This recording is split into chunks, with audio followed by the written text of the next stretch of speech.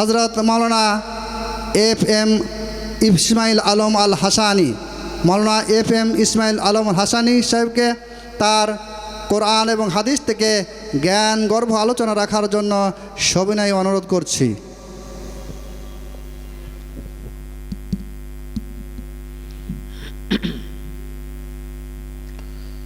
আসসালামু আলাইকুম ওয়া রাহমাতুল্লাহি ওয়া বারাকাতুহু। নাহমাদুহু ওয়া নাস্তাঈনুহু ওয়া নাস্তাগফিরুহু ওয়া নাউযু বিল্লাহি মিন শুরুরি আনফুসিনা ওয়া মিন সাইয়্যাতি আ'মালিনা। মান ইয়াহদিল্লাহু ফালা মুদিল্লা লাহু ومن يضلله فلا هادي له ونشهد أن لا إله إلا الله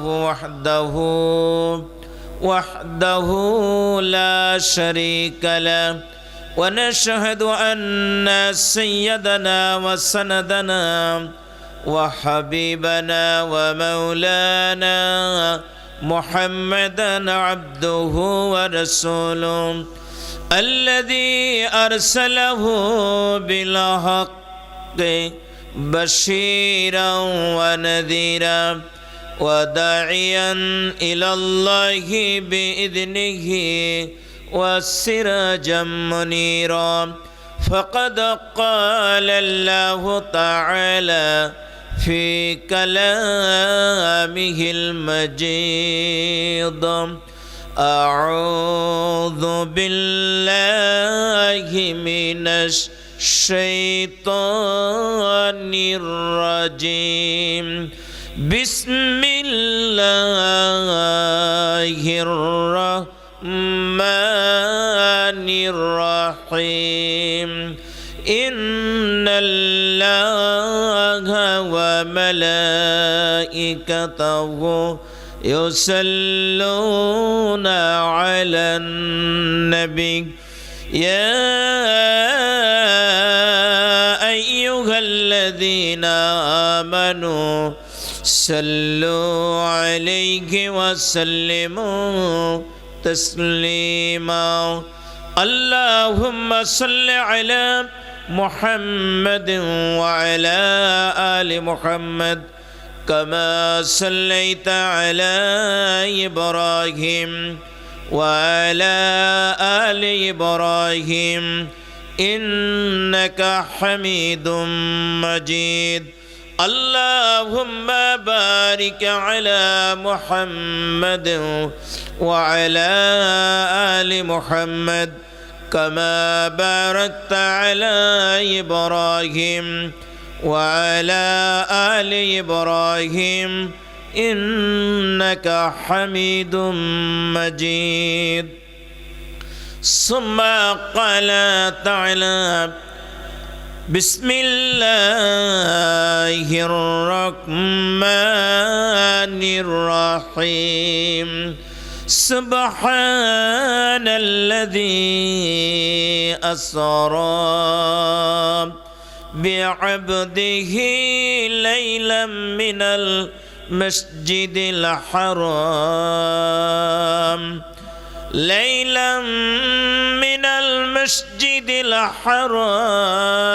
إلى المسجد الأقصى الذي باركنا حوله لنريه من آياتنا إنه هو السميع البصير.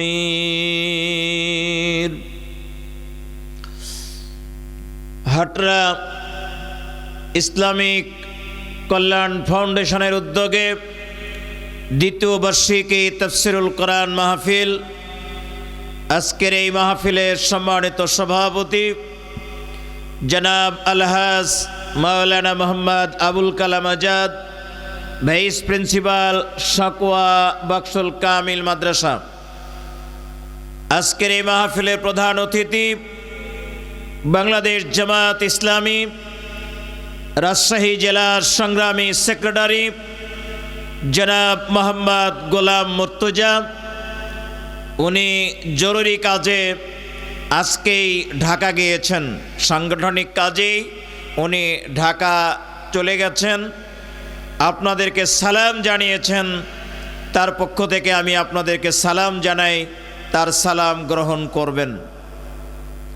আজকের এই মাহফিলের সহ সভাপতি, এই মুহূর্তে যিনি সভাপতির দায়িত্ব পালন করছেন, একটু আগেই আপনাদের সামনে গুরুত্বপূর্ণ বক্তব্য রেখেছেন, নসিহা পেশ করেছেন বিশিষ্ট ইসলামী চিন্তাবিদ, শিক্ষাবিদ, সাকওয়া বাকশল কামিল মাদ্রাসার সহকারী অধ্যাপক আরবি, ইসলামী আন্দোলনের সিপাহসালার, বাংলাদেশ জামাত ইসলামী মহানপুর উপজেলার সংগ্রামী নায়েবে আমির, আপনাদের আমাদের অত্যন্ত শ্রদ্ধাস্পদ ব্যক্তিত্ব জনাব হযরত মাওলানা হাসান আলী দামাত বরকাতুহুল আলিয়া, সবাই বলেন আমিন।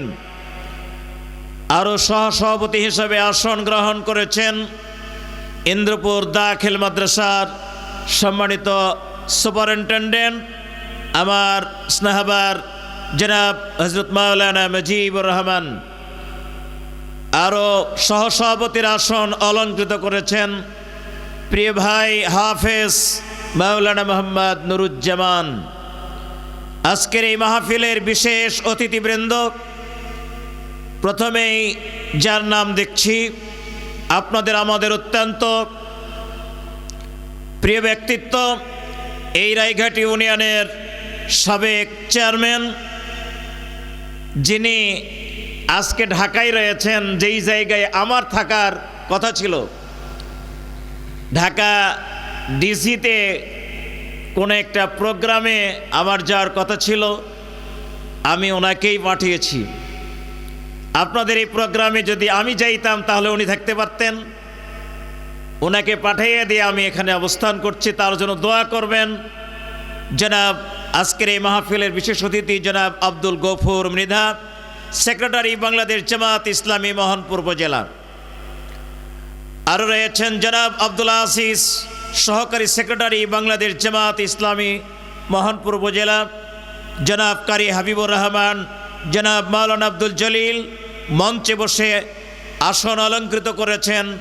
আমাদের অত্যন্ত স্নেহাস্পদ সুপরিচিত ব্যক্তিত্ব জনাব হাফিজুর রহমান আকন্দ সহ আরও মঞ্চে বসে আছেন জনাব আব্দুল হালিম সহ সম্মানিত বিশেষ অতিথিবৃন্দ, আমন্ত্রিত ওলামায়ে কেরাম। আজকের এই মাহফিলের প্রধান আলোচক একটু পরে আসবেন, প্রধান মুফাসসির, প্রধান বক্তা মাওলানা আব্দুস সালাম যুক্তিবাদী। আল্লাহ পাক তাকে ইসলামের খেদমতে, কোরআনের খেদমতে কবুল ও মঞ্জুর করুক, বলুন আমিন। একটু আগে আপনাদের সামনে আলোচনা রেখে ধন্য করেছেন এই মহানপুর উপজেলার কৃতি সন্তান, আপনাদের আমাদের অত্যন্ত সুপরিচিত ব্যক্তিত্ব, বিশিষ্ট ইসলামী চিন্তাবিদ, শিক্ষাবিদ, জামাত ইসলামী মহানপুর উপজেলার সংগ্রামী আমির স্নেহবার মাওলানা GAM আব্দুল আওয়াল। আল্লাহ পাক তাকে ইসলামের খেদমতে, কোরআনের খেদমতে কবুল ও মঞ্জুর করুক, বলুন আমিন। আরও বক্তব্য রেখেছেন তরুণ প্রজন্মের এক বিশিষ্ট রাহবার, এই রায়ঘাট ইউনিয়নের ইসলামী আন্দোলনের সিপাহসালার আমার স্নেহাস্পদ জনাব হযরত মাওলানা আমজাদ হোসেন, আমির বাংলাদেশ জামাত ইসলামী রায়ঘাট ইউপি। আল্লাহ রাব্বুল আলামিন কোরআনের এই সূর্য সন্তানগুলোকে ইসলামের জন্য, কোরআনের জন্য যেন কবুল ও মঞ্জুর করেন, বলুন আমিন। মঞ্চে বসা ওলামায়ে কেরাম, পিছন দিকে যারা বসে আছে অনেক তরুণ হাফেজে কোরআন ওলামায়ে কেরাম, আল্লাহ পাক সকলকে কোরআনের জন্য, ইসলামের জন্য যেন কবুল করেন, বলছে আমিন। সামনে বসা অত্র অঞ্চলের প্রাণ প্রিয় মুরব্বিয়ানে কেরাম, সমবয়স্ক বন্ধুগণ, বয়কনিষ্ঠ কচিকাচারা, পর্দার আড়ালে বসে থাকা সরলা, সুশীলা, অবলা, পল্লীবালা, স্নেহের পাত্রী, প্রতিপালনের ধাত্রী, সম্মানিত মা এবং বোনেরা, এই শীতের কনকনে ঠান্ডা, যে সময় মানুষ বাহিরে বের হতে পারছে না, ঠিক এই মুহূর্তে যারা এই জায়গায় বসে আছেন নিঃসন্দেহে ইমানের বলিষ্ঠতার কারণেই বসে আছেন, ঠিক কিনা বলেন? এই ইমানি চেতনা নিয়ে যে সমস্ত ভাইয়েরা বোনেরা কোরআনের এই মাহফিলে কষ্ট সহ্য করে হাজির হলেন, অভিনন্দন মোবারকবাদ জানাচ্ছি। আল্লাহ রাব্বুল আলামিনের কাছে ফরিয়াদ, আল্লাহ পাক সকলকে কোরআনের জন্য, ইসলামের জন্য কবুল করুক এবং জান্নাতি মেহমান হিসেবে যেন কবুল করেন, বলেন আমিন। আমার আজকের এই আলোচনার শুরুতেই আল্লাহ পাকের শুকরিয়া আদায় করছি যে আল্লাহ রাব্বুল আলামিন কোরআনের এই মজমায় শত সহস্র কষ্ট যন্ত্রণা সহ্য করে উপেক্ষা করে বসার সুযোগ দান করলেন, সুস্থ রেখে উপস্থিত রাখলেন। আমরা শুকরিয়া আদায় করে পড়ছি আলহামদুলিল্লাহ। খুবই বোধহয় ঠান্ডায় কাতর হয়ে পড়েছেন, একটু ভালো করে বলেন না আলহামদুলিল্লাহ, আর একটু জোরে বলুন আলহামদুলিল্লাহ। রব্বানা লাকাল হামদ হামদান কাসীরান তাইয়্যিবান মুবারাকান ফীহি ইয়া রাব্বি লাকাল হামদু কামা ইয়ানবাগি লিজালালি ওয়াজহিক ওয়া আযীমি সুলতানিক। লাখ কোটি দরুদ এবং তাসলিমাত প্রিয় নবী, প্রিয় রাসূল, প্রিয় নেতা জনাবে মুহাম্মদুর রাসূলুল্লাহ সাল্লাল্লাহু আলাইহি সাল্লামের প্রতি সবাই জোরে সোরে বলুন আমিন। প্রিয় ভাইয়ের আমার, সম্মানিত বোনের আমার, আমরা স্বাধীনতা উত্তর 54 বছর এই বাংলাদেশে কাটিয়েছি। আমার বয়স 54 হয় নাই, আমার বয়স 54-এর একটু বেশি হয়েছে, কিন্তু দেখার মতো বয়স ওইরকম হয় নাই। তো অনেক এখানে আছেন যাদের বয়স ওই স্বাধীনতা বয়সের সময় হয় নাই। স্বাধীনতার পর থেকে অদ্যাবধি পর্যন্ত এই বাংলাদেশের জমিন যারা ইসলামকে ভালোবাসে নাই, যারা ইসলামকে পছন্দ করে নাই, কোরআনকে যারা সমর্থন করে নাই, এমন জাতি আর গোষ্ঠীরাই এ দেশকে শাসন করেছিল। আর তার এই ফলশ্রুতিতে এদেশের উলামায়ে কেরাম কোরআনকে স্পষ্ট ভাষায় জনগণের সামনে সব সময় উপস্থাপন করতে সক্ষম হন নাই। বিশেষ করে 15 বছর যেই জালেম ফ্যাসিস্ট জুলুমবাজ সরকার এদেশের জনগণের ঘাড়ে চেপে বসেছিল, তারা উলামায়ে কেরামদের কণ্ঠ স্তব্ধ করার চেষ্টা করেছে, কোরআনের আওয়াজকে সীমিত করার চেষ্টা করেছে।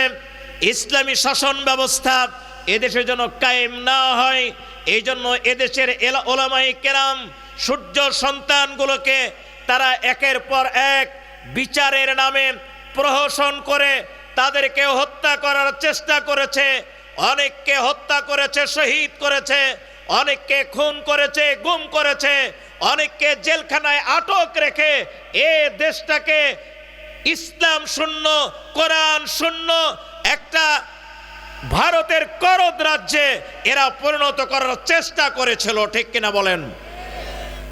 আজকে আল্লাহ রাব্বুল আলামিন সেই জুলুমবাজদেরকে কোরআনের প্রতি অবিচার করার কারণে, দেশের জনগণের প্রতি অবিচার করার কারণে তাদেরকে দেশ থেকে একেবারে নিকৃষ্ট পন্থায় বিদায় দিয়েছে। কথা বলেন ঠিক কিনা? আমরা এখন কোরআনের কথা একটু সময়ের জন্য হলো আল্লাহ রাব্বুল আলামিন আমাদেরকে বলার আর বোঝার মতো একটা পরিবেশ দান করেছেন। আজকে আমি আপনাদের সামনে যতক্ষণ সময় পাবো, সময় কতক্ষণ হবে, যতক্ষণ আমি সময় পাবো এই সময়ের মাঝে আমার পঠিত আয়াত সূরা বনী ইসরাইল কোরআনুল কারীমের 17 নম্বর আয়াতের স্টার্টিং, 17 নম্বর সূরার স্টার্টিং আয়াত তেলাওয়াত করেছি। শুরুর আয়াতটি 1 নম্বর আয়াত তেলাওয়াত করেছি। এই আয়াতকে সামনে রেখে কিছু কথা বলার চেষ্টা করব ইনশাআল্লাহ। আল্লাহ রাব্বুল আলামিন এই কথাগুলো বলার, আমি সহ সকলকে আমল করার তৌফিক দান করুক, বলুন আমিন। আপনারা কি খুব ক্লান্ত হয়ে পড়েছেন? প্রধান বক্তা এরকম ভাবছেন মনে হয়, তাই না?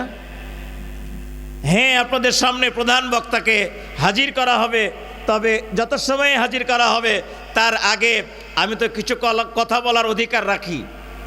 কি সময় দেবেন না? সময় দেবেন তো? ভাব দেখে মনে হচ্ছে এখনই বিদায় নেব নাকি? তুই কথা বলা যাবে? প্রিয় ভাইয়ের আমার একটু হ্যাঁ না বলবেন। আল্লাহ রাব্বুল আলামিন কবুল করুক, বলুন আমিন। আমরা সবাই কণ্ঠ মিলিয়ে তাউস তাসমিয়ার মাধ্যমে কোরআনুল কারীম তেলাওয়াত পড়ছি সবাই। মা বোন আপনারা যারা আছেন আপনারাও পড়বেন, তবে আস্তে আস্তে। আর পুরুষ মানুষেরা সমুচ্চারিত কণ্ঠে পড়ছি। আউযু বিল্লাহি মিনাশ শাইতানির রাজিম। বিসমিল্লাহির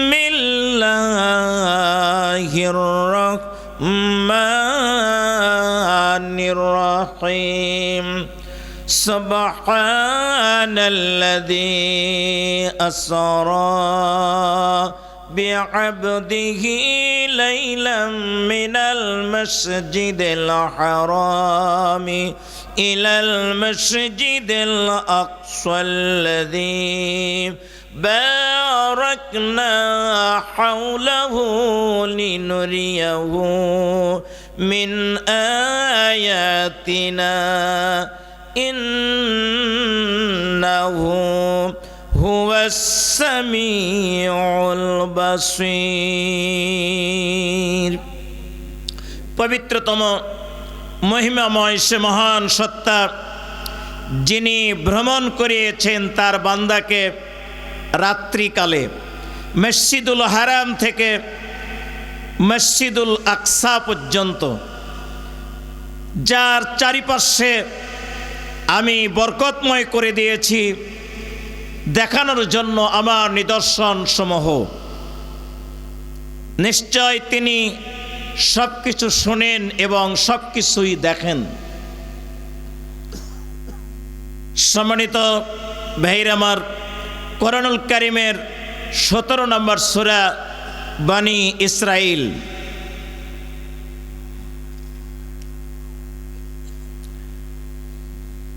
এই বানী ইসরাইল এই সূরাটি অবতীর্ণ হয়েছিল মদিনায়, কি বলে মক্কায়, মক্কি জিন্দেগির একদম শেষের সময়, যে সময় বিশ্বনবী জনাবে মুহাম্মদুর রাসূলুল্লাহ সাল্লাল্লাহু আলাইহি সাল্লামের সঙ্গে গনা কয়েকজন সাহাবী ছিলেন। বাদবাকি সমস্ত সাহাবীগুলো কেউ হাবশায়, কেউ আবিসিনিয়ায় হিজরত করেছেন, কেউ বা মদিনায় হিজরত করেছেন। এমন এক সময় এই সূরাটি অবতীর্ণ, যে সময় মক্কার লোকেরা সিদ্ধান্ত নিয়েছে যে কোনো সময় মুহাম্মদ সাল্লাল্লাহু আলাইহি সাল্লামকে হত্যা করা হবে। বলুন নাউজুবিল্লাহ। কি নাউজুবিল্লাহ বলবেন না? আল্লাহর নবীকে হত্যার সিদ্ধান্ত নেওয়া হয়েছে। এই সিদ্ধান্ত কি ভালো না খারাপ? খালি খারাপ না ভয়ানক খারাপ? আচ্ছা, আল্লাহর নবীকে হত্যার সিদ্ধান্ত হয়েছে, তার মানে মুহাম্মদ সাল্লাল্লাহু আলাইহি সাল্লাম বড় একজন খারাপ লোক ছিলেন। নাউজুবিল্লাহ মিন জালিক। চোর ডাকাত এমনটা মনে হয়, আরো অনেক খারাপ কিছু।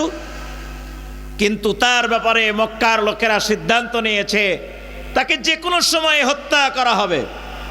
প্রিয় ভাইয়ের আমার, আল্লাহর নবীকে যেই কারণে হত্যার সিদ্ধান্ত নিয়েছিল, আজকে এই বাংলাদেশের জমিনে এক শ্রেণীর লোক, যেই লোকেরা আলেম ওলামাদের মুখে কোরআনের কথা শুনতে চায় না, যেই লোকেরা ইসলামী শাসন ব্যবস্থা দেখতে চায় না, যেই লোকেরা তাফসির মাহফিল পছন্দ করে না, যেই লোকেরা এই বাংলাদেশের জমিন থেকে আলেম ওলামাকে হত্যা, খুন, গুমের মাধ্যমে বিদায় করতে চায়, আল্লাহর নবীকে হত্যার যেই কারণে সিদ্ধান্ত নিয়েছিল, আজকের এদেশের আবু জেহেল, আবু লাহাবের উত্তরসূরিরা একই কারণে আলেম ওলামাকে হত্যা আর খুন গুমের ব্যবস্থাপনা চালু করেছিল।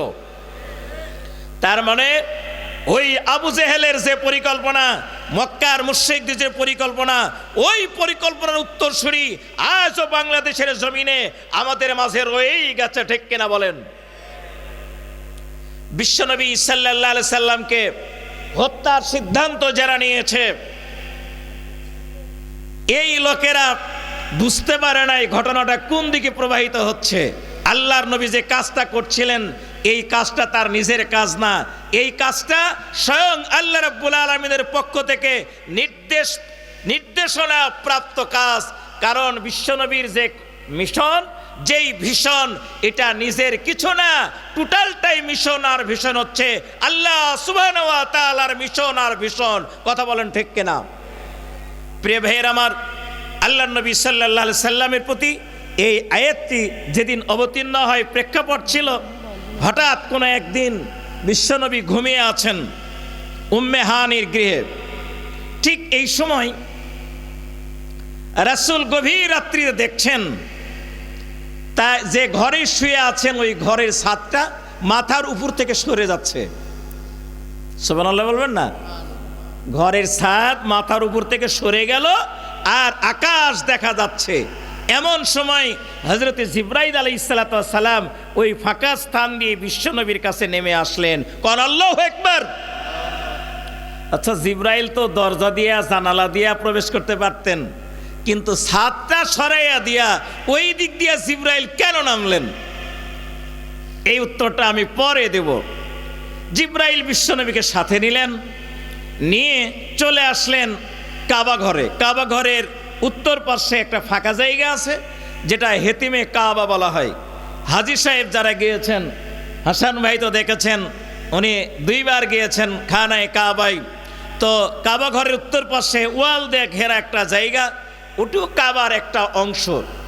কুরাইশ লোকেরা কাবাঘর যখন নির্মাণ করেন, তখন ইব্রাহিম আলাইহিস সালাম যেই এরিয়ায় কাবাঘর তৈরি করেছিলেন, ওই গোটাটার উপর কাবাঘর তৈরি করার টাকা ছিল না, যার কারণে কিছু অংশ বাদ দিয়ে কিছু অংশের উপর ঘর তৈরি করেছেন কাবা, আর বাদবাকিটা ফাঁকা রেখেছেন। এখন পর্যন্ত ওটা ফাঁকাই রয়ে গেছে। আল্লাহর নবীও ওইটা পূরণ করেন নাই, ওইভাবেই রেখে দিয়েছেন। সম্ভবত এটি আল্লাহ তাআলার নির্দেশেই হয়েছে। আল্লাহর নবীকে ওই জায়গায় নিয়ে গেলেন। নবীজি বলছেন, আমার বুক ফাড়া হলো, একদম গোটা বুকটা পেট পর্যন্ত ফেড়ে ওর ভিতর থেকে নাড়ি ভুড়ি কলিজা সব বের করে জমজম কূপের পানি দিয়ে ধুয়ে আবার পেটের ভিতরে দিয়ে আবার আগের মতো সাবেক করে দেওয়া হলো। এরপরে আমাকে ওখান থেকে নিয়ে একটা বাহনে করে মক্কা থেকে বাইতুল মুকাদ্দাস 1500 মাইল দূর সেখানে নিয়ে চলে যাওয়া হলো। বাইতুল মুকাদ্দাসের যে মসজিদ বর্তমান যেটা ইসরায়েলিরা দখল করে আছে, ফিলিস্তিনের মসজিদ, ওই মসজিদে গিয়ে আমাকে ভিতরে ঢোকানো হলো। আমি ভিতরে ঢুকলাম। মসজিদের ভিতরে পৃথিবীর শুরু থেকে শেষ পর্যন্ত যত নবী এসেছিলেন, তার মানে আদম থেকে শুরু করে হযরত ঈসা আলাইহিস সালাম পর্যন্ত যত নবী, 1,24,000 মতান্তরে 2,24,000 নবী রাসূল, সবাই আমার পিছনে সালাত আদায় করলো।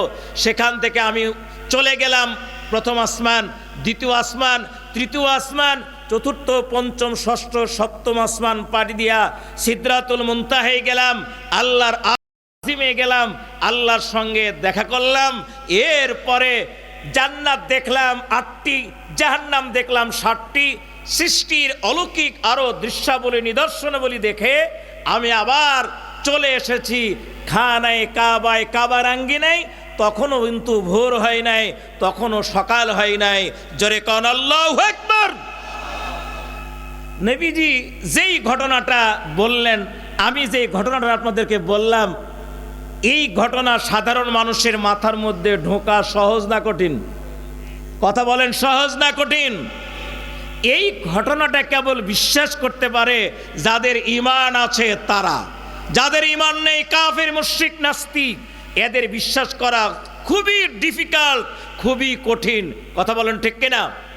প্রিয় ভাইয়ের আমার, এই ঘটনাটা ঘটেছিল এই যে বর্তমান যে মাস, আরবি মাসের নাম কি বলেন তো?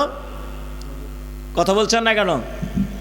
জানি না, অনেকেই জানে না। রজব মাস, এরপরে আসবে শাবান মাস, তারপরে আসবে রমজান মাস।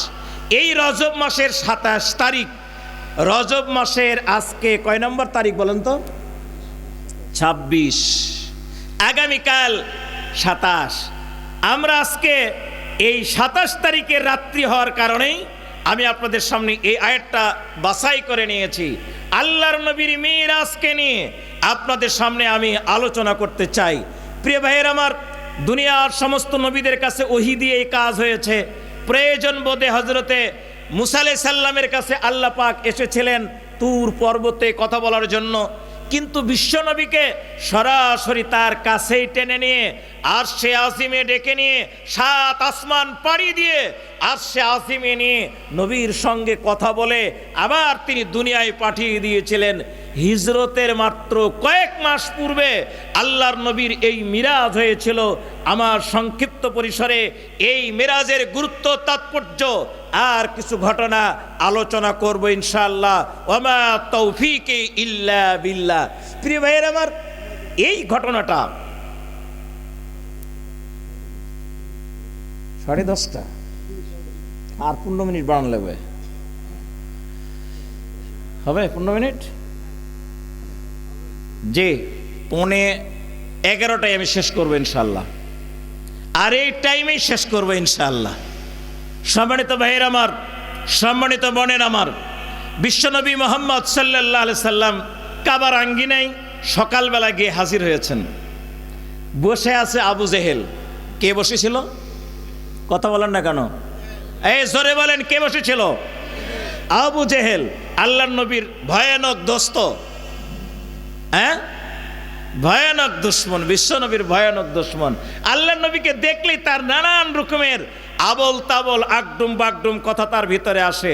আল্লাহর নবীর দিকে তাকাইয়া কি জানি আবু জেহেল বলতে চায়। আবু জেহেল বলছে, মোহাম্মদ, তোমাকে দেখে মনে হচ্ছে আজকে কি জানি ঘটে গেছে। আল্লাহর নবী বলছেন, হ্যাঁ, আজকে একটা ঘটনা ঘটে গেছে, শুনবা তুমি? আবু জেহেল বলছে, হ্যাঁ, অবশ্যই শুনবো। নবীজি বলছেন, আজ ভোর রাত্রিতে আমি মক্কা থেকে বাইতুল মুকাদ্দাস গেলাম, সেখান থেকে 7 আসমান পাড়ি দিয়ে আল্লাহর কাছে গেলাম, আল্লাহর জান্নাত জাহান্নাম সব দেখলাম, আমি দেখে আবার ফিরে এসেছি, তবুও সকাল হয় নাই। আবু জেহেল শুনে খিলখিল করে হাসতে লাগলো, এমন অট্ট হাসিতে ফেটে পড়লো। আবু জেহেল বলছে, বুঝতে পেরেছি, তুমি তো আগে ছিলে আধা পাগল, আজকে দেখছি তুমি ফুল পাগল। নাউজুবিল্লাহ বলবেন না? মোহাম্মদ, তুমি যা বললে এইটা কি আমি মানুষকে বলতে পারি না? রাসূল বলছেন, অবশ্যই তুমি বলবা, যেখানে খুশি যাকে খুশি বলবা। আবু জেহেল বলছে, দাঁড়াও, আজকে একটা সুযোগ পেয়ে গেলাম, chance come but at once, সুযোগ তো একবারই আসে, আমি সুযোগটা কাজে লাগাবো। এক দৌড় আবু বকরের গৃহে। আবু বকর বেরিয়ে আসলো। কি ব্যাপার, আপনাকে উদ্বিগ্ন মনে হচ্ছে?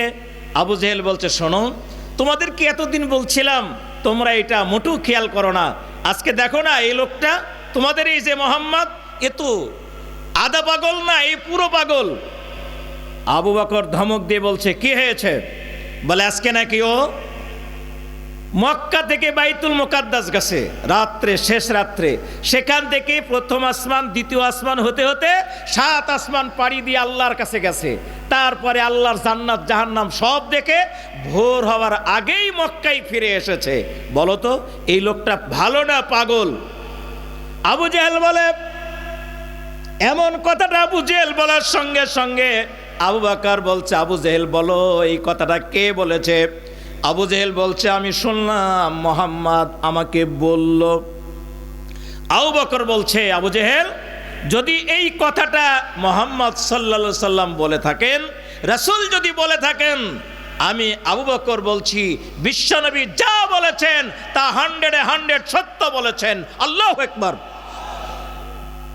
দাঁড়াও, একদল আল্লাহর নবীর কাছে গিয়ে আবু বকর বলছেন, ইয়া রাসূলুল্লাহ, আপনি কি এমনটা বলেছেন? নবীজি বলছেন, হ্যাঁ, আমি এমনটাই বলেছি। কোনো কথা ছাড়াই আবু বকর বলেন, ইয়া রাসূলুল্লাহ, যদি আপনি এইটা বলে থাকেন আর আপনি যা বলেছেন, আমি আবু বকর ঘোষণা দিলাম, নবীজির ভ্রমণ সত্য, ইসরা সত্য, মিরাজ সত্য, নবীজি যা বলেছেন তা 100% সত্য। আমার ভাইয়েরা, আল্লাহ রাব্বুল আলামিন ওই সময় ঘোষণা দিলেন, আবু বকর, তুমি শুধু আবু বকর না, বরং তুমি আবু বকর সিদ্দিক। আল্লাহু আকবার। তুমি খালি আবু বকর না, তুমি সিদ্দিক, তুমি মহা সত্যায়নকারী। প্রিয় ভাইয়ের আমার, এই দুর্বোধ্য একটা একটা ঘটনাকে বোঝানোর জন্য আল্লাহ রাব্বুল আলামিন এই আয়াত অবতীর্ণ করে বিশ্বনবীকে এই মেরাজের ঘটনার সত্যতা জনগণের কাছে প্রকাশ করেছেন। সুবহানাল্লাযী আসরা বিআবদিহি লাইলাম মিনাল মাসজিদিল হারামি ইলাল মাসজিদিল আকসাল্লাযী বারাকনা হাওলাহু লিনুরিয়াহু মিন আয়াতিনা ইন্নাহু হুয়াস সামিউল বাসীর। অতি আশ্চর্য মহিমাময় মহান সত্তা, যিনি তার বান্দাকে রাতের বেলা কাবাঘর থেকে মসজিদুল আকসা পর্যন্ত ভ্রমণ করিয়েছিলেন, তিনি এর চারিদিকে বরকতময় করে দিয়েছেন। আর মহান নিদর্শন বলি দেখানোর চেষ্টা করেছেন। আল্লাহ রাব্বুল আলামিন পৃথিবীর মানুষের সব কিছু শোনেন এবং তিনি দেখেন।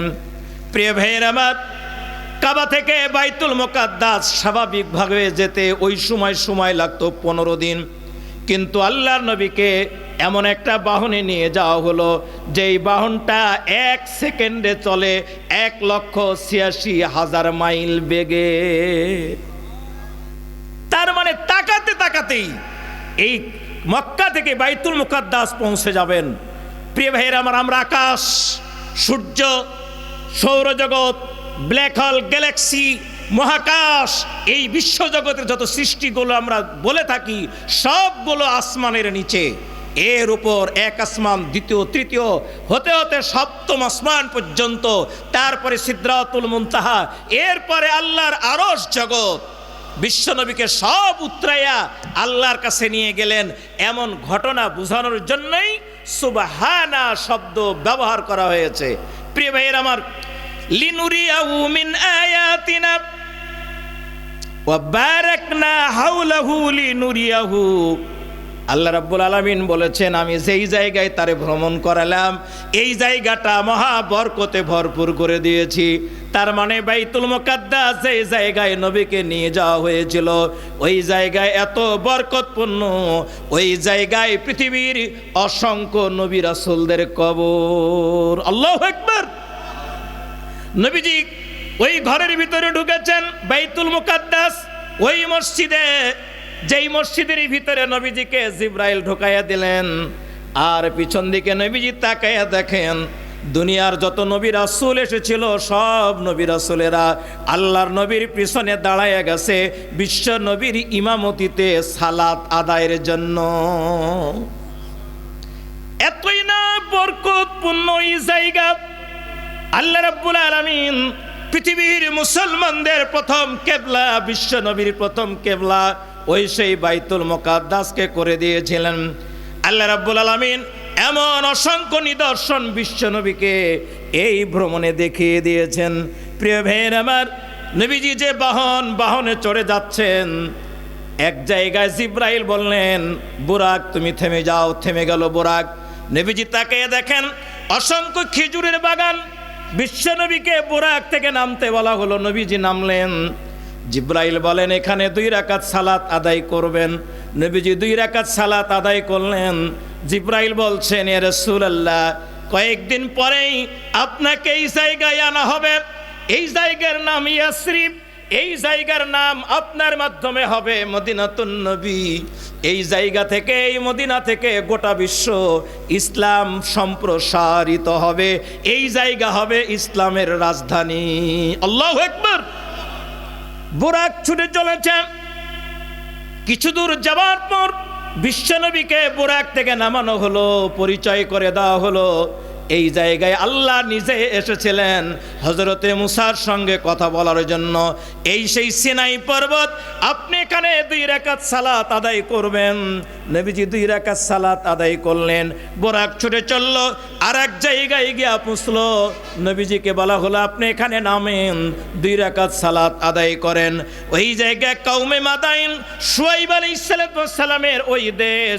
আর এক জায়গায় গিয়ে নামা হলো, ওই জায়গা বাইতুল্লাহম, বেতেলহম, ওখানে ঈসা আলাইহিস সালাম জন্ম লাভ করেছিলেন।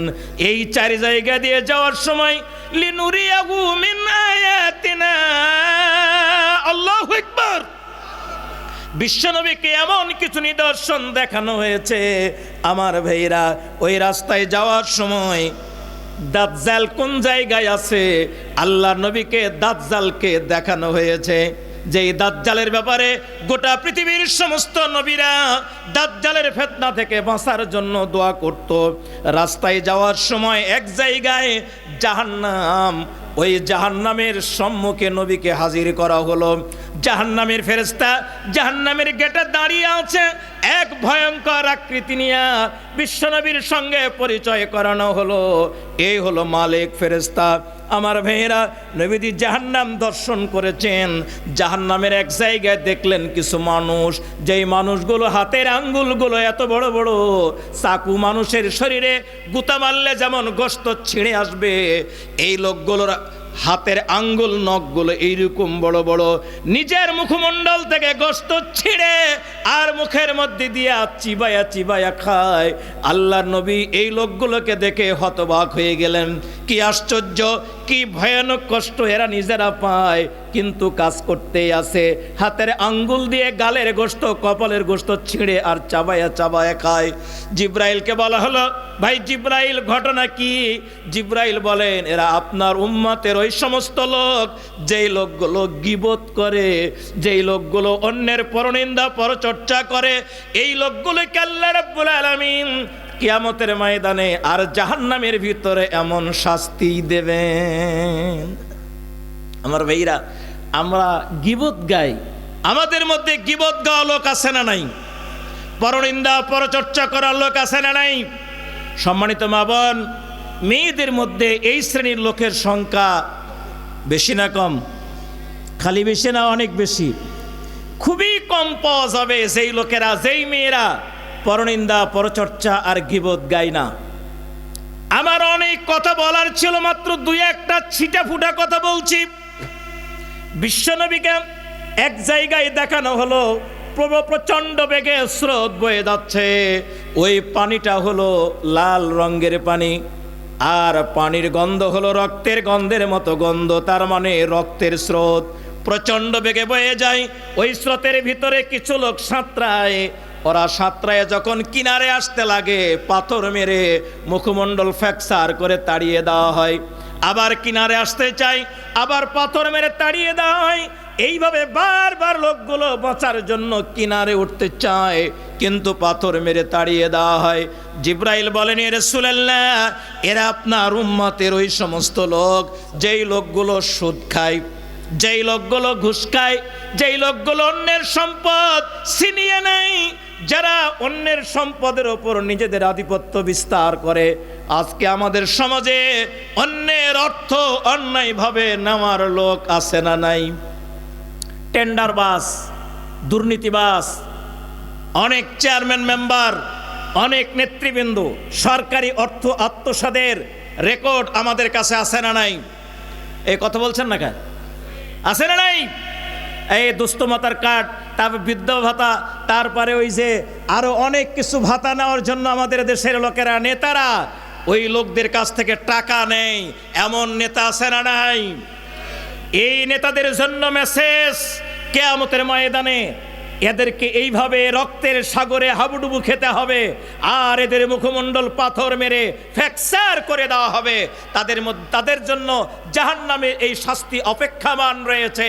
যারা অন্যের অর্থ সুদ আর ঘুষ আর অন্যের অর্থ অন্যায়ভাবে যারা পকেটস্থ করতে চায়, তাদের জন্য এই শাস্তি। প্রিয় ভাইয়ের আমার, নবীজি জাহান্নামের যত কথা মানুষকে শুনিয়েছেন, সবগুলো আল্লাহ রাব্বুল আলামিন বিশ্ব নবীকে ওই দিন দেখিয়েছেন। আমি আপনাদের কাছে যেই কথাটা বলতে চাই, এই কাহিনীটা পুরোপুরি বলা যাবে না। আমি কাহিনীর যেটা মূল মরাল জিস্ট যেইটা, ওইটা বলতে চাই। প্রিয় ভাইয়ের আমার, দুনিয়ার সব নবীদেরকে আল্লাহ রাব্বুল আলামিন ওহী দিয়েই তো ক্ষান্ত হয়েছেন। ওই না বললাম, মুসা আলাইহিস সালাম পর্যন্ত আল্লাহ এসেছেন, সিনাই পর্বতে মুসা আলাইহিস সালামের সঙ্গে কথা বলেছেন, কিন্তু বিশ্বনবীকে কেন আল্লাহ ডেকে নিলেন? বিশ্বনবীকে যেই সময় ডেকে নিলেন, হিজরতের মাত্র কয়েক মাস আগের ঘটনা। আল্লাহ রাব্বুল আলামিন বিশ্বনবীকে হিজরতের কয়েক মাস আগে তার কাছে ডেকে নিলেন। আর এরপরেই কয়েক মাস পরেই মদিনায় পাঠিয়ে দিয়েছেন একটা দায়িত্ব পালনের জন্য।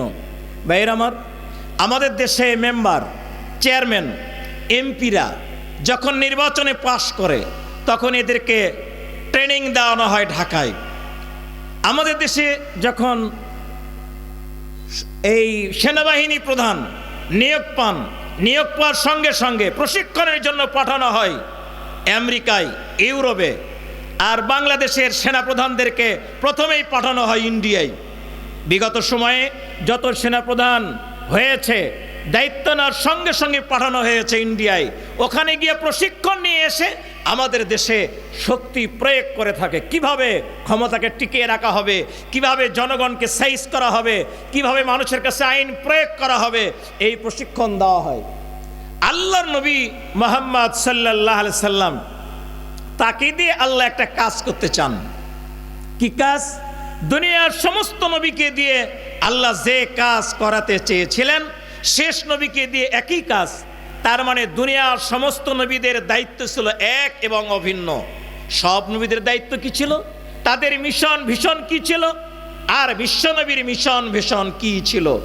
আল্লাহর নবীকে এই পৃথিবীর জমিনে যখন পাঠানো হলো, আল্লাহ রাব্বুল আলামিন কোরআনুল কারীমের আয়াত বলে তার বান্দাকে জানিয়ে দিলেন, ওয়াল্লাযী আরসালা রাসূলাহু বিল হুদা ওয়া দীনিল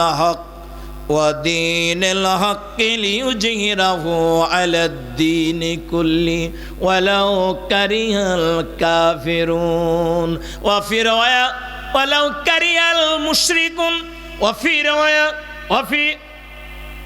ওয়ালাউ কারিহাল ফাসিকুন।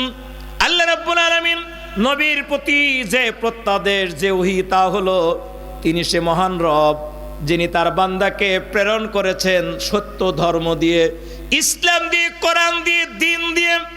উদ্দেশ্য হলো লিইয়ুযহিরাহু আলাদ-দীনি কুল্লি, দুনিয়ার সমস্ত দিনের ওপর, মতবাদের ওপর ইসলামকে বিজয় করে দেওয়ার জন্য।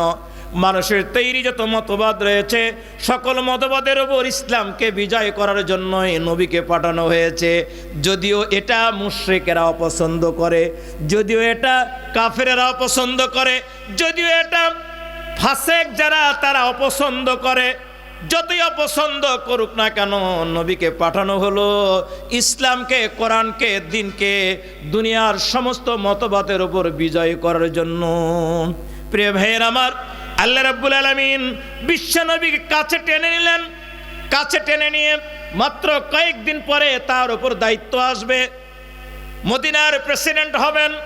এই প্রেসিডেন্টের দায়িত্ব তিনি কিভাবে পালন করবেন, সরকার কেমনে পরিচালনা করবেন, সেনাবাহিনী কেমনে পরিচালনা করবেন, অর্থনীতি কেমন হবে, স্বরাষ্ট্র মন্ত্রণালয় কেমন হবে, পররাষ্ট্র মন্ত্রণালয় কেমন হবে, এই সব কিছু কিভাবে পরিচালিত হবে, এমন প্রশিক্ষণ দুনিয়ার কোনো মানুষকে দিয়ে না, ইন্ডিয়াকে দিয়ে না, ইউরোপকে দিয়ে না, আর আমেরিকাকে দিয়ে না, বরং এই প্রশিক্ষণ স্বয়ং আল্লাহ বিশ্ব নবীকে দিয়েছেন। নবী, আপনি পৃথিবীর জমিনে গিয়া আমার দেওয়া দায়িত্ব যেইটা, গোটা দুনিয়ার সমস্ত মতবাদের ওপর ইসলাম বিজয় করা লাগবে। কিভাবে বিজয় করবেন এই প্রশিক্ষণ দুনিয়ার কোনো ট্রেনারকে দিয়ে না, বরং আল্লাহ নিজেই ট্রেনার। আল্লাহ নিজেই ট্রেনার হয়ে বিশ্বনবীকে ট্রেনিং দিবার জন্যই এই সেই মিরাজ শেষ করে নবীজি যখন বাড়িতে এসেছেন, আমার ভাইরা, আল্লাহর নবীকে যখন মদিনায় পাঠানো হচ্ছে, আল্লাহ একটা দোয়া শিখিয়েছেন, রব্বি আদখিলনি মুদখালা সিদিকিন ওয়া আখরিজনি মুখরাজা সিদিকিন ওয়াজআলনি মিন লাদুনকা সুলতানান নাসীরা। নবীকে কি শেখানো হলো? আপনারা একটু কান লাগাবেন, মা বোন, এলাকার জনগোষ্ঠী যারা, তারা একটু কান লাগাবেন। ওলামায়ে কেরাম ইসলামের এই হক কথাটা পরিষ্কার করে বলতে পারে নাই। তাদেরকে বলতে দেওয়া হয় নাই। যখনই বলতে চেয়েছে তাদের কণ্ঠ চিপে ধরা হয়েছে। যখনই কোরআনের কথা স্পষ্ট করতে চেয়েছে তখনই তাদেরকে গুম করা হয়েছে। কোরআনী সমাজ প্রতিষ্ঠার যখনই কোনো কথা বলা হয়েছে তাদেরকে খুন করা হয়েছে। কোরআন প্রতিষ্ঠার কথা যখনই বলা হয়েছে তখন রাজাকার তকমা দিয়ে তাদেরকে জেলখানায় আটক করা হয়েছিল। কথা বলেন ঠিক কিনা?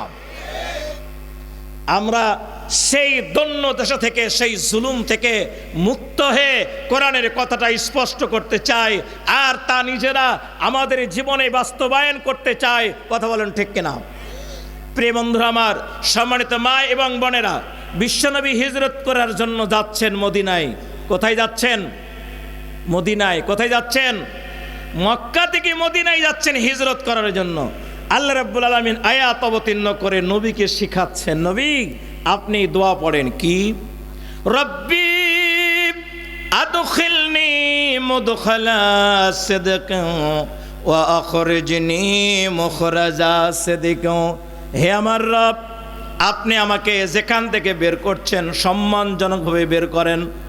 তার মানে মক্কা থেকে আপনি বের করছেন, এখান থেকে যেন বের হওয়ার সময় অপমান না হই, লোকেরা আমাকে ধরে ফেলবে, অপমান করবে, লাঞ্ছিত করবে, এমনটা যেন না হয়।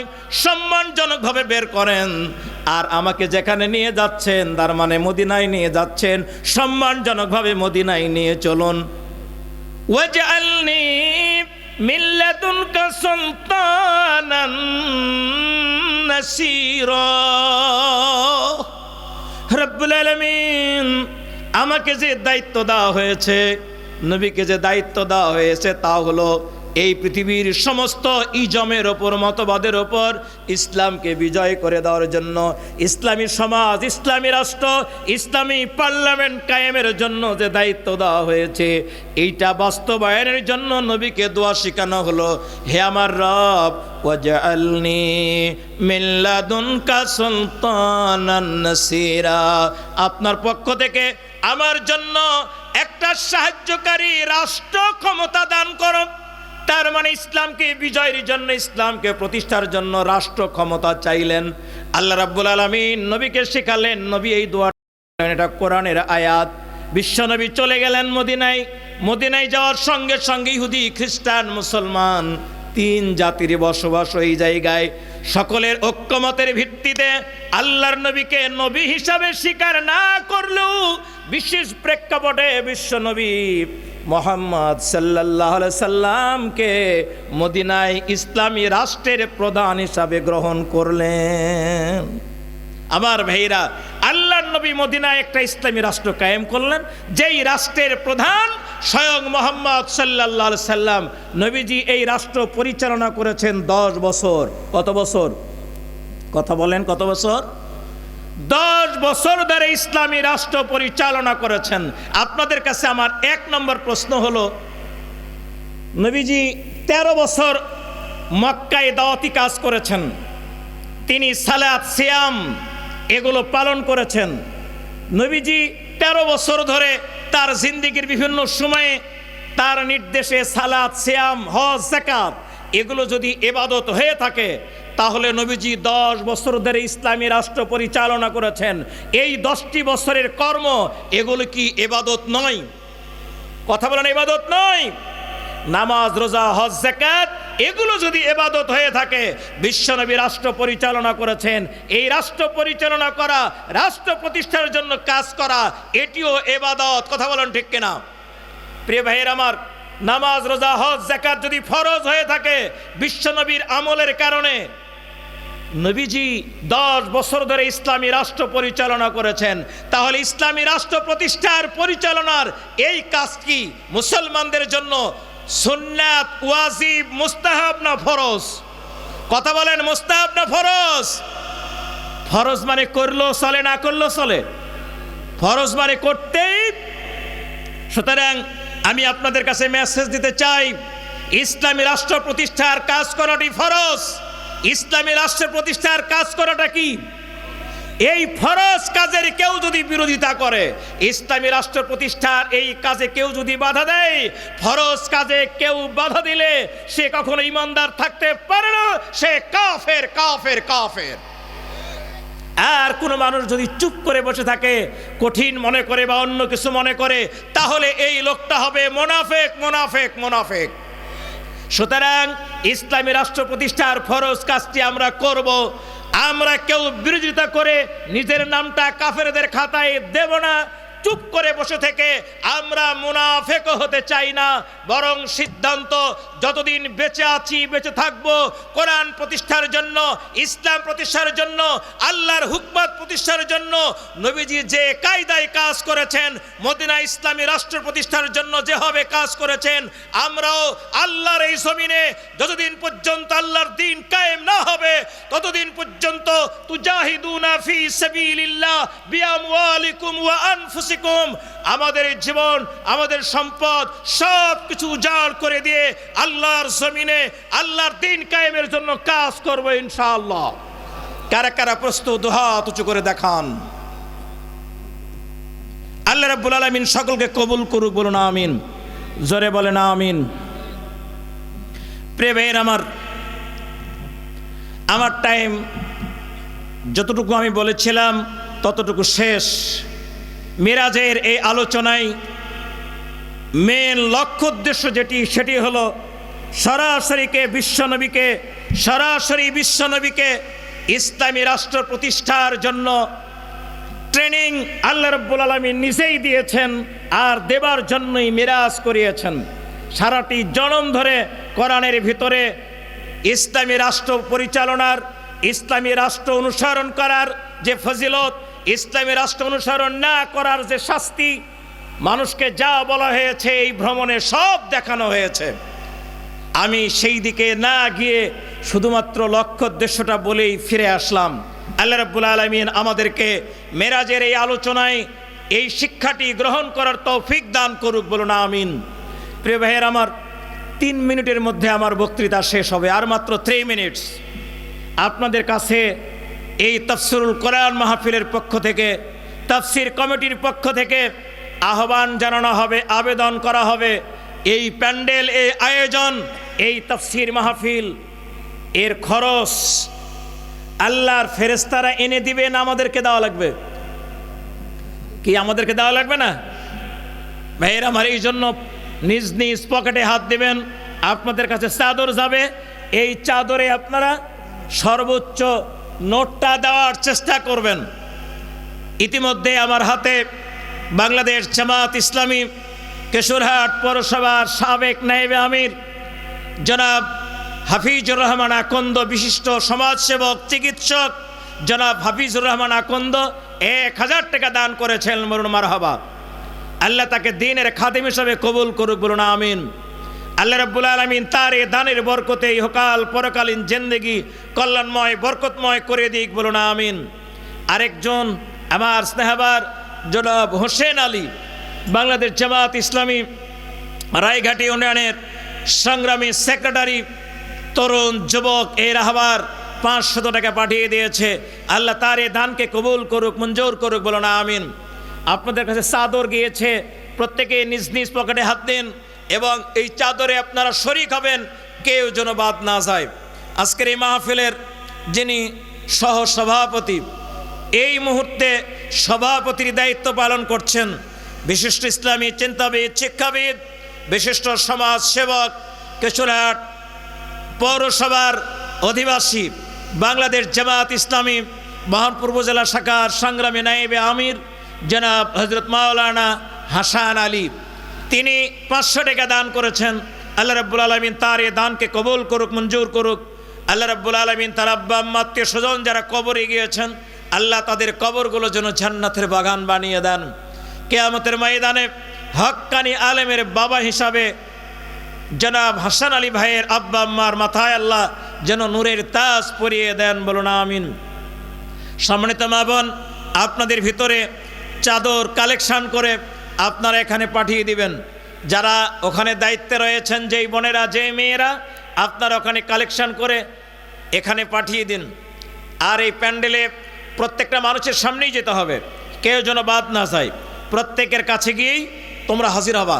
প্রিয় ভাইয়ের আমার, এই এলাকার যে সমস্ত ব্যবসায়ী রয়েছেন, বিভিন্ন পেশাজীবী রয়েছেন, সকলের কাছে আমার আবেদন থাকবে, আপনারা খুব দ্রুতই আজকের এই মাহফিলের আপনারা দান করবেন। আমি এখনই শেষ করব। আজকের এই মাহফিলের যিনি প্রধান বক্তা জনাব মাওলানা আব্দুল সালাম যুক্তিবাদী, তিনি আমাদের মাঝে অলরেডি পৌঁছে গেছেন। আমরা দোয়া করি আল্লাহ রাব্বুল আলামিন তার খেদমতকে কবুল করুক, মঞ্জুর করুক, বলুন আমিন। সম্মানিত মা বোন,